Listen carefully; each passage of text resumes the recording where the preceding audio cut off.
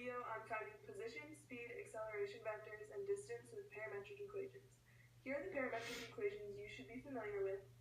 Position is the integral of the derivative plus the initial point.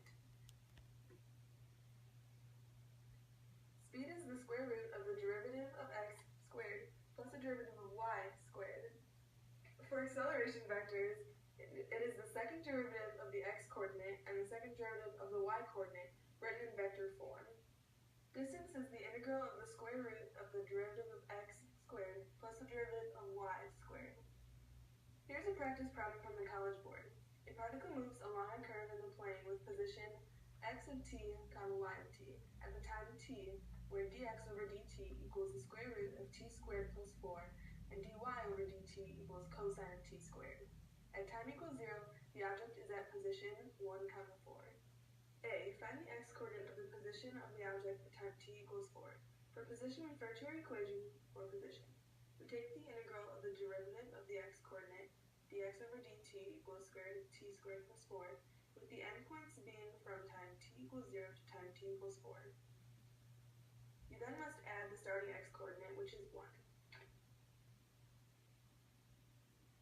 Upon putting it in your calculator, your final answer is 12.832.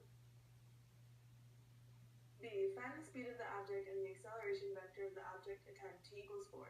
First, we'll use our equation for speed, square root of x prime squared plus y prime squared, and we get square root of the square root of t squared plus 4 squared plus cosine of t squared squared, and plug in 4 for t.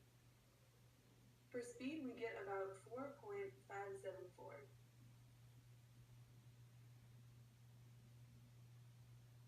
For the acceleration vector, using our equation, we know to take the second derivatives of both the x and y functions, where we get x double prime equals 2 over the square root of 5, and y double prime equals about 2.30323.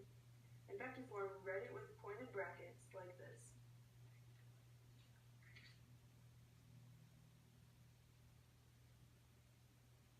C. Find the distance traveled from time t equals 0 to time t equals 4. Our equation for distance, the integral from a to b of the square root of x prime squared plus y prime squared dt, gets put into our calculator,